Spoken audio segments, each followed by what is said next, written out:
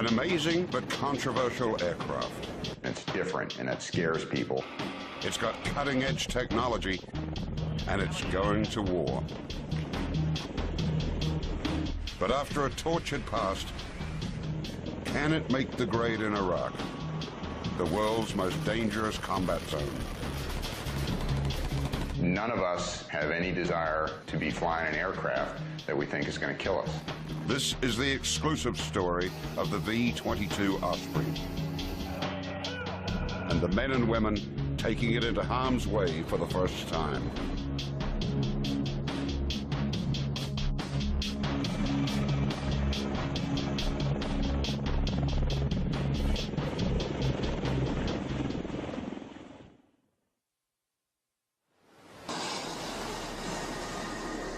Somewhere in the Atlantic, a naval warship is on a special mission to transport a brand new fleet of 21st century aircraft across the globe, to go to war for the first time.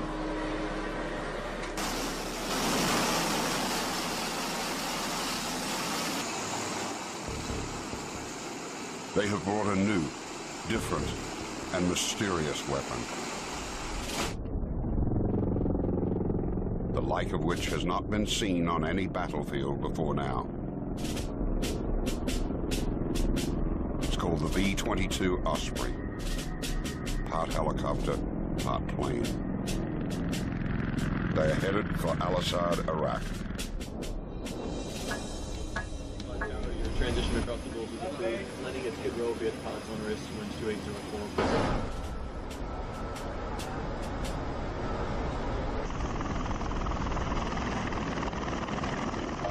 It's a sprawling airfield, bigger than many American towns, the second largest military base in the war zone. Al-Assad is known most recently as the hot spot of Iraq. The area has seen some of the most brutal combat of the war against Saddam Hussein and Al-Qaeda. It's the new headquarters for a U.S. Marine Corps Assault Support Squadron, VMM 263. Coming from its home base in North Carolina, the unit is made up of 250 men and women, flying and supporting 10 Osprey V-22 aircraft. The Osprey could become a superstar of modern aviation. It's able to take off and land like a helicopter in the roughest terrain, fly at the speed of a plane, and climb to more than 25,000 feet, refuel in midair, and fly vast distances. Lieutenant Colonel Paul Joseph Rock Jr. is the commander of the squadron. The Osprey's arrival here is a personal milestone. He has been a Marine Corps pilot since 1990 and remembers a time when the Osprey was little more than a dream. And for a long time, the V-22 was probably categorized as an urban myth. It was out there somewhere, somebody was working on it. You knew somebody who had seen one once. Seeing it was like seeing Elvis or Bigfoot. Rock started as a test pilot for the Osprey in 1997 and has been flying it ever since. He thinks the Osprey is made to order for the war in Iraq. From the standpoint of taking it to the bad guy, you got a lot more options. On her second deployment to Iraq, Captain Elizabeth Akaraba first flew helicopters in combat in 2004 and understands the challenges of the battlefront. I think the V-22 has fit into just about any and every mission that's out here. This is an aircraft, could take off vertically, fly 8 hours, and land pretty much anywhere. You don't need a 10,000-foot runway or whatever. If you need to land in the middle of a soccer stadium, or you need to land within the confines of an embassy compound, or you need to land right outside some bad guy's house because you're doing a hit where the grunts are going to go get them. I mean, that is what it really brings. I mean, it's a whole lot more flexibility in moving combat power around. Captain Sarah Fabersoff is another pilot with the squadron who will be flying the V-22. It's new technology, a completely new technology. You're going from a helicopter and turning it into an airplane. It is a transformer like you see in the movie. The big question the squadron faces: Can the Osprey prove itself in the reality of warfare? Among the most expensive aircraft of its type ever invented, the Osprey cost more than $20 billion to develop. Price tag for 458 of them, more than $50 billion. But there's much more at stake than just money. The evolution of the Osprey also has been written in blood. 30 men died in notorious crashes of the Osprey in the 2 decades it took to develop. Can the Osprey escape its dark past? What has been called the world's riskiest plane has come to Iraq, perhaps the world's riskiest place to find that out.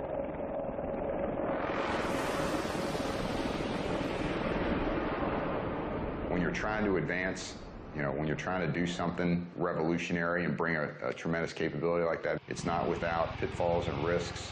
Yeah, this is an aircraft that's had an extended developmental history, and it is a revolutionary technology, and it's different, and it scares people. The squadron's assistant operations officer, Major Wes Spade, is on his 2nd tour in Iraq. The Ospreys have been at the Al-Assad base for 4 weeks, and Spade is coordinating plans to take infantry troops into combat. But he has to face concerns the ground forces have about the aircraft. We realize this is a new platform, this is a new capability. There will be some growing pains. There will be some anxieties. The nacelles will always be up, right? So, we want to make everyone aware of the capability, but we're not, certainly don't want to force it on anyone. So Spade must tackle things one step at a time. We wanted to get daily operations in and around, our base and the airfield. That was our first priority. And the best way to do that is just provide general support to Marine sailors, soldiers, basic logistics movement, movement of personnel and gear from one forward operating base to another, airfields in and around from our home base at Al-Assad all the way to the furthest reaches of Iraq out to the west, and then into areas like Baghdad. Certainly we've shown to be very capable of doing that. But despite these achievements, there is still a reluctance to actually send the Osprey on a tactical mission. It's just that we don't have our established role yet. We knew coming in, we could think we're going to do certain things, and we prepared to do certain things, but you never really know what exactly you're going to do until people start asking you to use it. The job is find out, because you support the infantry, the ground combat element, what do they want? How do you get them what they want? The most difficult thing about being an Osprey pilot or in the Osprey community is having to reestablish ourselves, to fight just to be accepted as a part of the team is very difficult.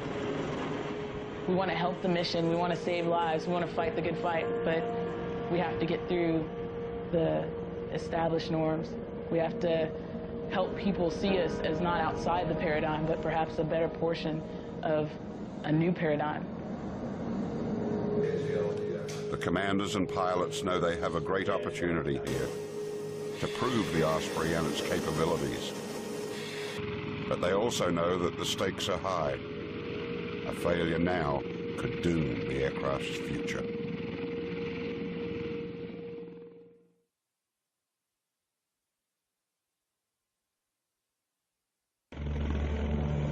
A Marine Corps aviation squadron is putting the world's newest aircraft to the ultimate test in the brutal sands of Iraq. The squadron, with the improbable call sign of the Thunder Chickens, comes with a vibrant history that explains its name. First activated as a Marine transport unit in 1952, the squadron gained fame in Vietnam, flying the legendary double-rotor helicopters called Sea-Knight CH-46s, or frogs, that became a symbol of that war. Known at first as the more regal Thunder Eagles, the squadron became the Thunder Chickens when there was no word in the Vietnamese language for eagles. So chickens they became, and chickens they remain. In 2005, the Marines began to phase out the frogs. The old squadron was shut down and relaunched in 2006 for the Ospreys, a new unit dedicated to a new aircraft. There's something called a plank owner, which is a tradition in both the Navy and Marine Corps, that if you are part of a new squadron or a new unit standing up, you're called a plank owner. And if you look at all the Marines here at VMM 263, we're all plank owners, meaning we started the squadron together as VMM 263. And the squadron sergeant major says they knew what they were getting into. The time and service of the majority of Marines in my squadron are post 9/11. They joined the United States Marine Corps knowing that the odds was in the favor of them coming to Iraq or Afghanistan. The leader of the maintenance crew has 3 decades as a Marine, but many on his team were not even born when the Osprey was first tested. Yet they are helping to keep aircraft that cost $70 million each in the sky. The board that shows the status of the aircraft and maintenance control, a lot of people, they walk out at night and there's, we have 10 aircraft and there's 4 or 5 red arrows, meaning down aircraft that can't fly. And they walk in the next morning and there's 10 green or blue arrows, means they can fly. And to them, it's just a magic transformation. They forget that there's, 80 or 90 human beings out there, whether it's hot, whether it's cold, whether it's raining, whether they have a hangar, whether or not those planes are going to get fixed that night. And those are those 18, 19, 20, 21-year-olds out there that they're out there fixing an aircraft that you're going to put 24 Marines in and fly them into a hot LZ. They may be young, but they're not just maintenance men. They've actually made changes in how the aircraft is put together. And when we got this, there was a lot of things that they actually took our word for it, looked at it, evaluated it, and changed it. And they started seeing the logic of it and why we came up with those ideas. To actually realize that something you saw that you were like, hey, that could be better, and you say that and they actually do it. Some of that actually, it turned out pretty cool. My father's exact words is that I'll be a part of history. I'll be able to work on something that's going to revolutionize the Marine Corps and the way we do things. It's a job they take very seriously. A lot of us sit there and joke that every time one of these birds go up, it's running off of our own blood, sweat, and tears, and that's exactly how it is. We've been on it, for most of us, for quite a few years, and we worked on it so hard that this is our family, and these are our children. And it was probably the proudest moment of my life, seeing it land on this flight line out here in Iraq. But these youngsters also have some high-powered veterans they can turn to. Jerry Greer and John Allen are 2 of the 14 engineers and mechanics assigned to the squadron from the company that invented, devised, and manufactured the Osprey. With a chance to take a new aircraft into combat for the first time and to prove what this aircraft can do was something I didn't want to miss. Everybody always jokes that Jerry invented the V-22. He's been around it since '88. And Jerry is still excited about the Osprey.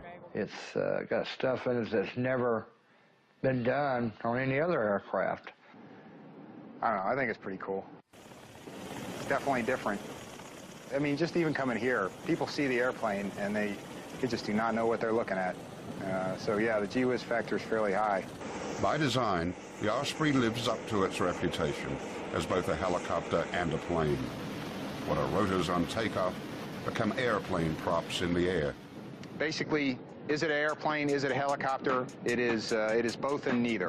In fact, the Osprey has incorporated some of the best attributes of both helicopters and fixed-wing aircraft. Its greatest strength is speed, which is more like an airplane's than a helicopter's. While the world's fastest helicopter has reached a speed of 249 miles per hour, the Osprey can top it at 360 miles per hour, with a cruising speed of 317. Like a first-class race car, the Osprey's horsepower is awesome. Each of its 2 engines puts out 6,100 horsepower, almost double the power of most helicopters.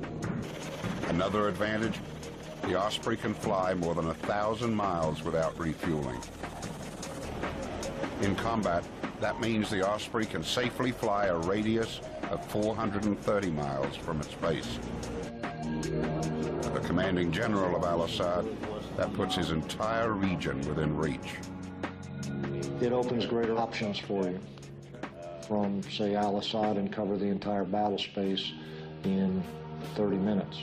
The Osprey can reach heights unimagined in the best helicopters, up to 26,000 feet, and it can get to that ceiling at almost 12 meters per second. The Osprey's speed and altitude make it a difficult, elusive target, with flares that increase its survivability against heat-seeking missiles. It's also manufactured with carbon fiber, a futuristic, high-tech layered material that is as strong as steel and able to absorb ballistic damage and limit its spread from the point of impact. For self-defense, the Osprey is outfitted with one weapon, a .30 machine gun mounted on the plane's loading ramp, which faces backwards. Plans are in the works to add a forward-facing, 3-barrel Gatling gun in the near future. The technical wizardry that makes the Osprey both a plane and a helicopter is contained in huge devices known as nacelles, pieces of equipment that sit like pods on the wings outside the plane and just behind the cockpit. The nacelles are what move the blades back and forth into different positions, up as a helicopter, down as a plane. As far as the nacelles themselves rolling up and down, there's a giant screw run by a hydraulic motor. Once again, electronically controlled from the cockpit. Wherever they request them, the screw turns and moves the nacelles up and down. What is perhaps most stunning is that the pilot does it all with the touch of a button, a very tiny button, no bigger than a quarter, that moves the 7,000-pound nacelles that change the Osprey from a helicopter into a plane and back again. The button is known as a thumb wheel. This 7,000-plus pound nacelle with a 38-foot diameter rotor system is completely controlled by a thumb wheel. Your hand rests on the thrust control lever, just kind of like that, and your thumb naturally falls on a thumb wheel. It's an extraordinarily powerful control surface, all controlled via this tiny little button. Kind of a standing joke that we have when guys, pilots are wrestling around. You know, we always protect our left thumb, because if that goes down, then, you know, then the pilot's hard down. In the practiced hands of Marine Squadron VMM 263, the Osprey now stands poised for duty in the desert sands of Iraq. More than 20 years ago, in another desert not far away, the idea for the Osprey was born. In 1979, more than 3,000 extremist students in Iran seized the U.S. Embassy. Then President Jimmy Carter ordered a mission to rescue 66 hostages. Planning for this rescue effort began shortly after our embassy was seized. But the mission was a disaster, ending in aircraft crashing in southern Iran at a remote location codenamed Desert One. To my deep regret, 8 of the crewmen of the 2 aircraft were killed. That disaster led to demands to develop a new type of aircraft that could not only take off and land vertically, but also could carry combat troops and do so at speed. By 1982, a partnership of Bell Helicopter and Boeing had won a U.S. government contract. They had Ospreys on the drawing board and later in testing. The plane first took to the skies on March 19, 1989. But with costs quickly doubling, the Osprey ran into major political opposition. Worse than that, the Osprey also encountered a series of crashes. The first crash occurred in 1991, with all crew members miraculously escaping alive. In 1992, a second crash killed 9 on board, 4 Marines and 5 civilians. But the worst was yet to come. In another 8 years, there would be 2 more crashes, killing 23 Marines. Well, I mean, if you're going to talk tough times, it would probably, at least in my experience, it begin with the mishap in Arizona, in Marin, Arizona, in April 2000. You know, that combined with the mishap later in the year in December of 2000, right there in eastern North Carolina. I mean, both, you know, tremendous tragedies in and of themselves. Both, you know, aircraft were full of friends of mine. A witness to the April crash in Arizona Rock was flying in formation in one of 4 Ospreys, waiting to go into a landing zone. One section was going in to put some Marines in, while the second section was holding because we were going in to help with the extract. From a couple of miles back, Rock saw everything start to go wrong. You could absolutely see what was going on. We got a little side view mirror in the cockpit, and the first thing I saw was a reflected flash of that. I don't ever see light in my rearview mirror at night anymore and not think about that night. That crash was blamed on pilot error, but the crash in December 2000 was caused by faulty wiring and possible design flaws. The program was put on hold. At first, investigators thought that the nacelles, the essence of the Osprey's function, would have to be reinvented. There's no doubt about it. The aircraft was this close to not happening anymore. If they hadn't figured that out, again, the impression was the program may have been canceled. In time, investigators and engineers found ways to fix those technical problems and save the program. But the Osprey's bad reputation hung on and began to be automatically attached to any mention of it in the media.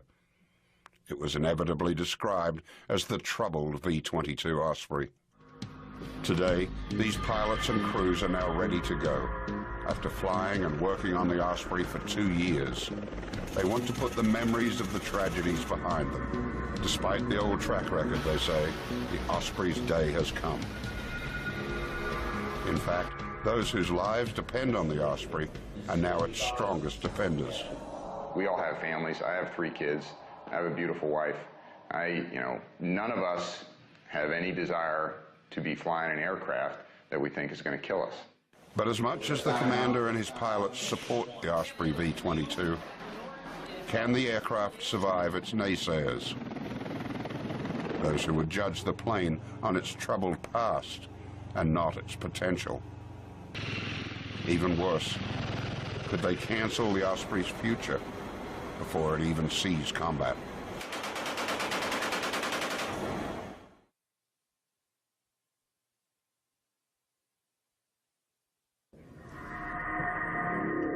Finally, 2 months after the V-22 Osprey arrive in Iraq, the revolutionary but controversial aircraft is assigned to carry troops into combat. But we're going to be working this area. The squadron has been ordered to prepare for assault missions, to carry teams of Marine infantry forces on the offense into the vast deserts of western Iraq's Anbar province. It's a brutal region made famous by the Battle of Fallujah.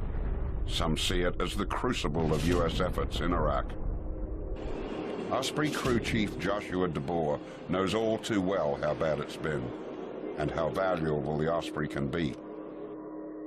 He first served in Iraq in 2004, flying as a crew chief in a CH-46 Sea Knight Frog helicopter, the Osprey's predecessor. In the Battle of Fallujah, DeBoer was in the lead chopper returning to base after dropping off troops when his helicopter came under attack from rocket-propelled grenades. Just south of Fallujah there, we took RPG fire, and one of the RPGs hit us. It took out one engine, our electrical power, and our hydraulic power all in one shot.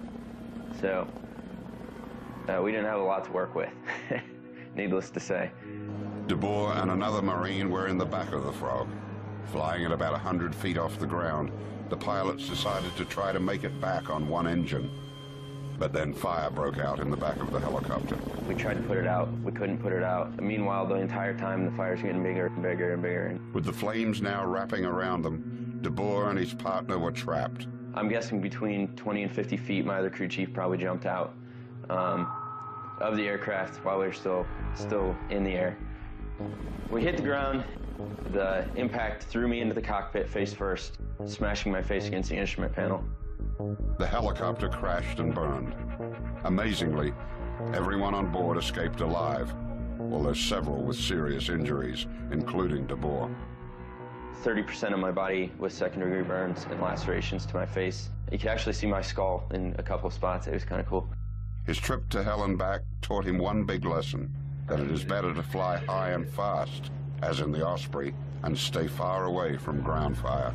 I feel safer flying faster and higher in this aircraft than I do at 200 feet and half the speed is what we do now. I do not fear for my life anytime I fly, so. As they prepare for their new missions, the pilots and crew chiefs gather in their ready rooms, top secret, high-tech centers lined with maps of the region and equipped with sophisticated computer programs. Here they plan every moment of the missions they face, every corner of the terrain over which they will fly, and every challenge they will encounter.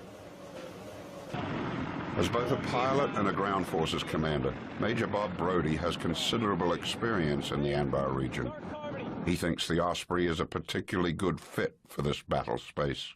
It has some unique capabilities to land in desert terrain that would be very difficult for a helicopter to land in, which is going to enable Marines to get into places that we couldn't get into before. I think if we maintain flexibility and can go after very small targets very quickly, what we do is we deny the enemy the ability to maneuver. And we interdict them, we disrupt them to the point where they can't mass and they cannot attack us. For the first time, the Osprey will face a tactical mission. The big moment is here. 6 other aircraft will join the Ospreys on the missions.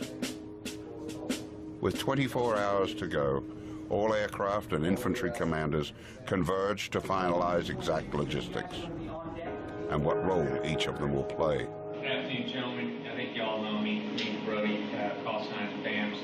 There's obviously from our planning preparation for this thing this is a very complex mission in comparison to what we're used to be doing. So I think that it's going to require that everyone's on their A game for tomorrow, above and beyond what we're used to. There are still plenty of ground commanders who remain skeptical and worry about putting their troops aboard such a controversial aircraft. One of their major concerns, the Ospreys lack the ability to auto-rotate, an emergency maneuver executed by helicopter pilots if their engines fail. In auto-rotation, a pilot uses downdraft to get the rotors spinning as fast as possible to regain control of an aircraft and soften a crash landing. Because of its different design, the Osprey can't do this maneuver. But the team is confident they don't need auto-rotation. With its awesome horsepower, the Osprey can fly on one of its 2 engines in an emergency. The chances of having 2 engines stop working at the same time are minuscule. I can't imagine both engines, receiving battle damage at the same time. If both engines are shot up, you probably have other issues, and auto-rotation is probably the last thing you're going to have to think about. But there are other problems. In part because of its speed, one of the real challenges will be how to fly the Osprey at safe distances from other aircraft. Deconfliction, or keeping space between all the aircraft on the missions to avoid collisions, is an object of concern. Deconfliction and working and operating around other aircraft, it's a serious business. It's honestly a meeting of the minds. It's a roundtable discussion, figuring out where assets need to be, and that is the next step. You can deconflict by altitude, by time, or by lateral, just by slapping a boundary down. Hey, you own this side, I own that side. This aerial ballet, and which is what it's going to work out to be tomorrow. And I know we'll do well, but just remember that the reason we're out there is to interdict, disrupt, and conduct, scouting and screening. And I think we're going to learn a lot tomorrow out there. The moment of truth is fast approaching. Tensions are high. It has taken decades to get to this point, but the squadron knows the morning will come quickly.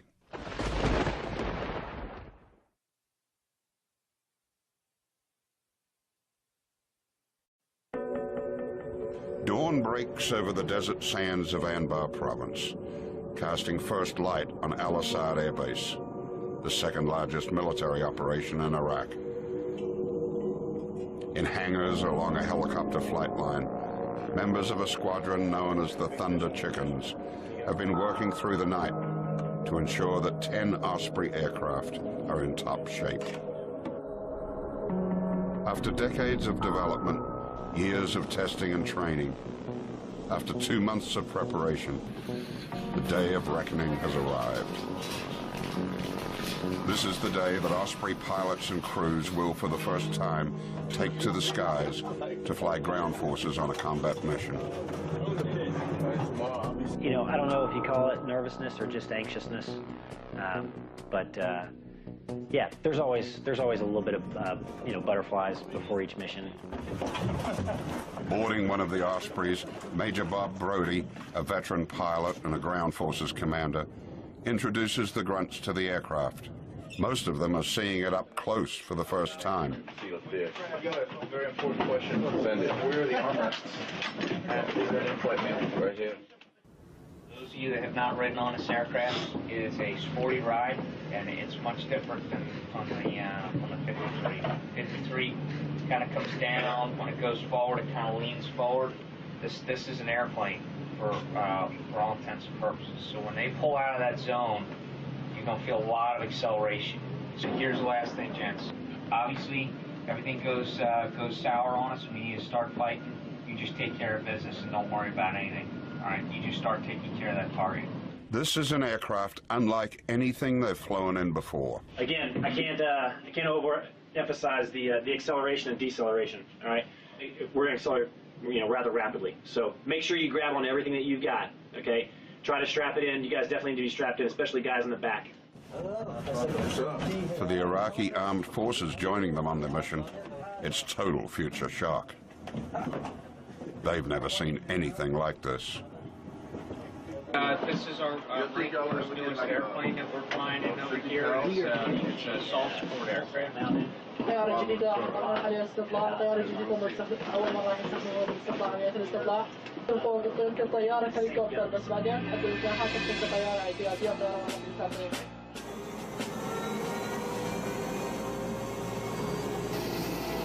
Their first missions will take 2 days of flying.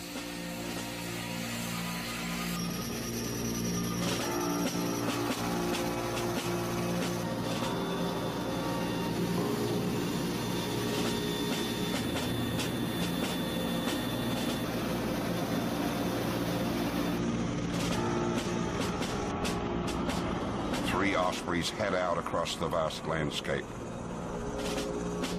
joined by a Huey attack helicopter and a Super Cobra gunship. Their destination is 34 miles to the northeast, an area codenamed RSA. On day one, their target is a village, codenamed Buccaneers. Intelligence reports have determined it is a regular rest stop for insurgents infiltrating Iraq to bolster enemy forces. The Marines need to cut them off at the pass. The Ospreys are flying more than 40 Marines into the village so they can make contact with leaders of the local community and demonstrate a show of strength. They plan to go door to door in search of suspects. But first, they must get there safely. Armed with Hellfire missiles, rockets, and heavy-duty machine guns, the Huey and the Cobra carry the firepower to act as escorts for the mission. As they head to their first destination, the Ospreys fly high to stay out of range of any surface-to-air missiles or rocket launchers until the last moment. The Cobra and the Huey are the first to fly down close to the village, spotting the safest and most efficient landing zone for the Osprey to drop down and unload the troops. On board the low-flying Huey, a door gunner prepares a smoke flare signal, tossing it out of his helicopter to mark the best location for the Ospreys to land. In moments, the Ospreys swoop down, descending first in plane mode, then rotating their nacelles, the equipment that changes them from planes into helicopters, they make the final descent. As they land, the environment fights back. Like any helicopter landing in this desert, The Osprey's giant blades stir up a blizzard of flying sand and dust. It is the type of situation that can turn deadly. It can blind or disorient pilots and the crews guiding them down. But the Osprey has a sophisticated computerized control system that comes to the rescue. For the hover couple, the system links with an onboard global positioning system, or GPS, to automatically read the plane's position and height and help land the aircraft for the pilot. Once safely on the ground, the Osprey pilots have another technical advantage.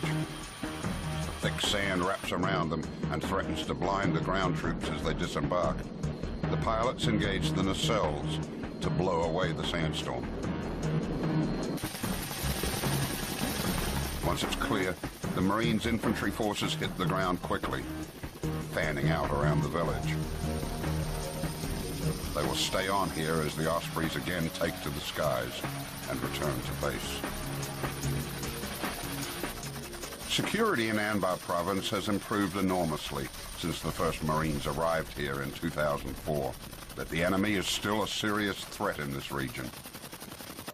Sending the squadron on these missions, the commanding general of Al-Assad is determined to turn the tables.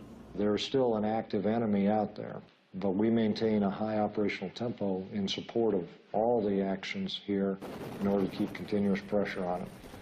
We want Al-Anbar to be a dangerous place for a foreign fighter or for an insurgent. Trying to cover this vast region by ground alone would be impossible. Distances the Osprey can cover in minutes could take hours. And here, the Osprey also outstrips helicopters. The Osprey's strengths, speeds of more than 300 miles an hour and range of more than 1,000 miles without refueling, come into play. It may fly at the speed of a plane, yet it can land at locations no plane can approach. Day 2 of their first ground combat missions begins. They're flying more than 40 infantry troops to the far west of the war zone to scour the border of Iraq and Syria. This is notorious territory. It has been a well-known route for smugglers and bandits for centuries. Today, insurgents are coming this way.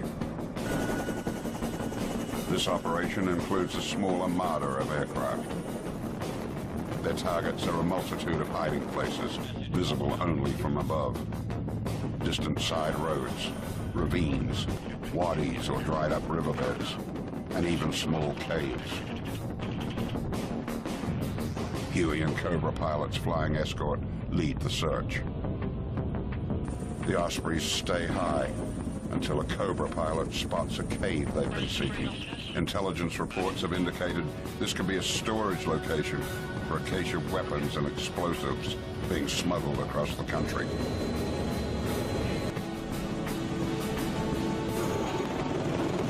Once again, it's time for the Ospreys to bring in the infantry.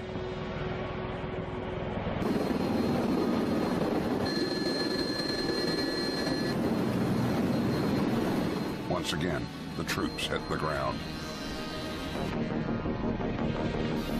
The Ospreys wait while the infantry forces close in on the cave.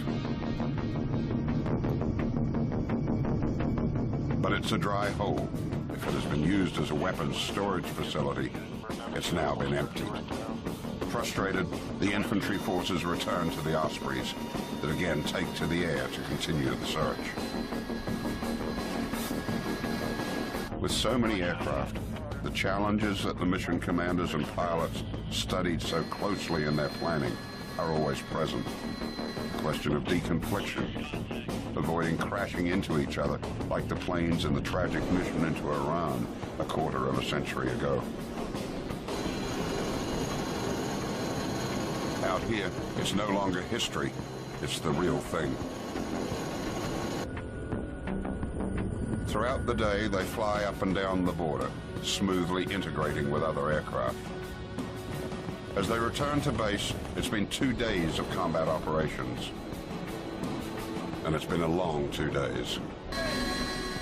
For the pilots, it's been tough flying. For the crews, it's been an exhausting mission. They have faced several tough tests. But the men, women, and the aircraft have met them all. despite coming up empty-handed against the unseen enemy.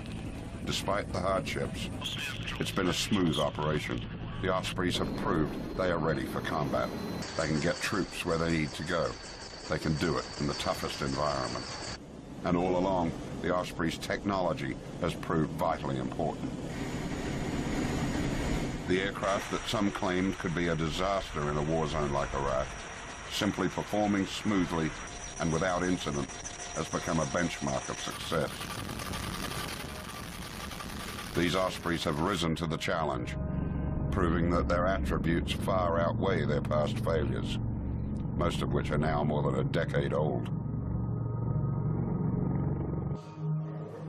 The men and women of the squadron feel good about what they have done, but they will soon get a report card from their ultimate authority, in person.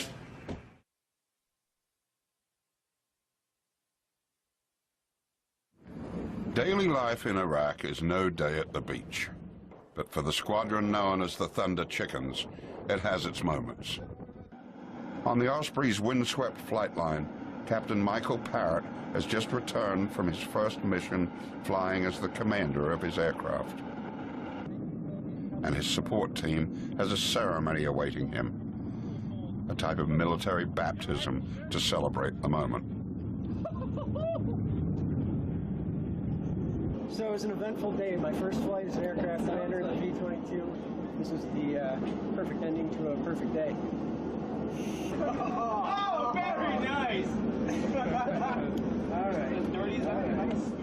Oh, God, get the fuck off me! What? A day to remember, with friends and in a career. But a new day brings another, more dignified ceremony. The arrival of the Commandant of the United States Marine Corps, General James T. Conway. He has come here to see Osprey operations on the front line firsthand. Bless you, man, for what you do. Keep doing it. Keep on doing it, boys. It is revolutionary across the entirety of the world. And we're just excited to see you guys and gals continue to prove this thing. DC is much. He likes what he sees. He says the Osprey is making history, that the Osprey represents the future, not just here, but around the world.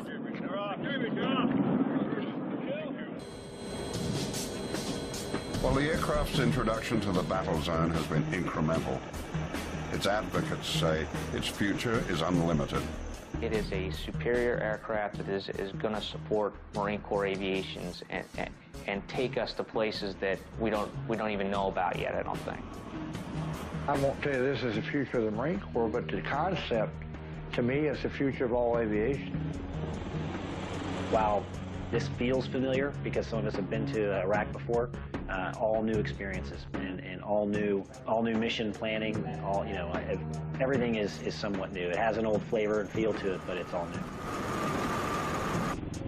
That's what these pilots hope for: a new day and a new chance for an aircraft they say deserves both. There's definitely an evolution that the aircraft is going to have to go through in order to be used to its full potential. You know, it's all about just trying to find out how to leverage the capabilities that each one can bring to best effect.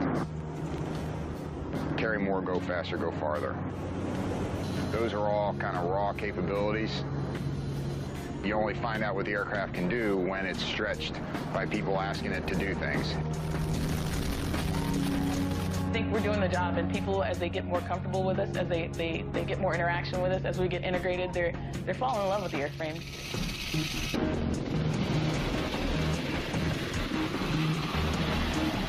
It has taken a quarter of a century of tough challenges to bring the Osprey V-22 tiltrotor aircraft to this distant battlefield for the first time.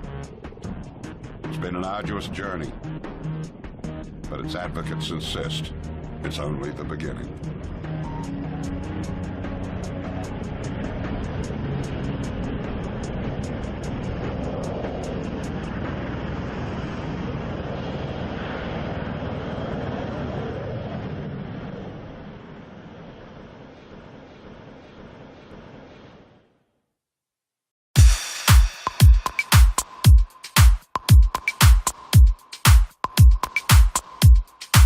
somewhere in the Atlantic.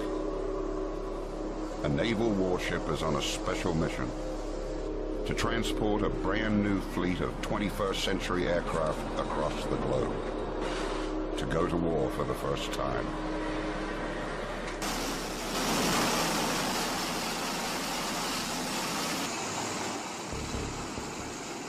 They have brought a new, different, and mysterious weapon, the like of which has not been seen on any battlefield before now. It's called the V-22 Osprey, part helicopter, part plane. They are headed for Al-Assad, Iraq. Transition across the goals is approved. Landing at Skid Row via pilots on wrist, winds 2804. It's a sprawling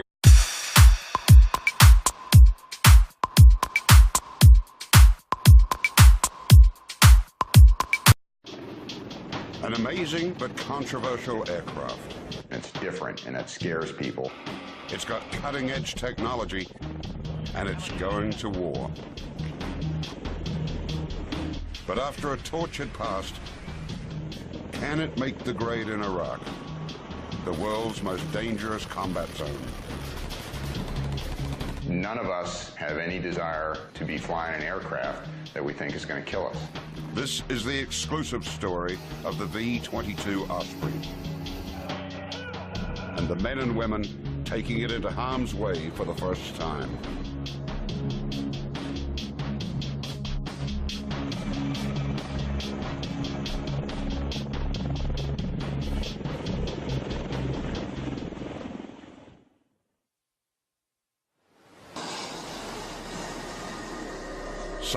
Could take off vertically, fly 8 hours, and land pretty much anywhere. You don't need a 10,000-foot runway or whatever. If you need to land in the middle of a soccer stadium, or you need to land within the confines of an embassy compound, or you need to land right outside some bad guy's house because you're doing a hit where the grunts are going to go get them. I mean, that is what it really brings. I mean, it's a whole lot more flexibility in moving combat power around. Captain Sarah Fabersoff is another pilot with the squadron who will be flying the V-22. It's new technology, a completely new technology. You're going from a helicopter and turning it into an airplane. It is a transformer like you see in the movie. The big question the squadron faces: can the Osprey prove itself in the reality of warfare? Among the most expensive aircraft of its type ever invented, the Osprey cost more than $20 billion to develop. Price tag, Lieutenant Colonel Paul Joseph Rock Jr. is the commander of the squadron. The Osprey's arrival here is a personal milestone. He has been a Marine Corps pilot since 1990 and remembers a time when the Osprey was little more than a dream. And for a long time, the V-22 was probably categorized as an urban myth. It was out there somewhere, somebody was working on it. You knew somebody who had seen one once. Seeing it was like seeing Elvis or Bigfoot. Rock started as a test pilot for the Osprey in 1997 and has been flying it ever since. He thinks the Osprey is made to order for the war in Iraq. From the standpoint of taking it to the bad guy, you got a lot more options. On her second deployment to Iraq, Captain Elizabeth Akaraba first flew helicopters in combat in 2004 and understands the challenges of the battlefront. I think the V-22 has fit into just about any and every mission that's out here. This is an aircraft. Airfield, bigger than many American towns, the second largest military base in the war zone. Al-Assad is known most recently as the hot spot of Iraq. The area has seen some of the most brutal combat of the war against Saddam Hussein and Al-Qaeda. It's the new headquarters for a U.S. Marine Corps Assault Support Squadron, VMM 263. Coming from its home base in North Carolina, the unit is made up of 250 men and women, flying and supporting 10 Osprey V-22 aircraft. the Osprey could become a superstar of modern aviation. It's able to take off and land like a helicopter in the roughest terrain, fly at the speed of a plane, and climb to more than 25,000 feet, refuel in midair, and fly vast distances. Lieutenant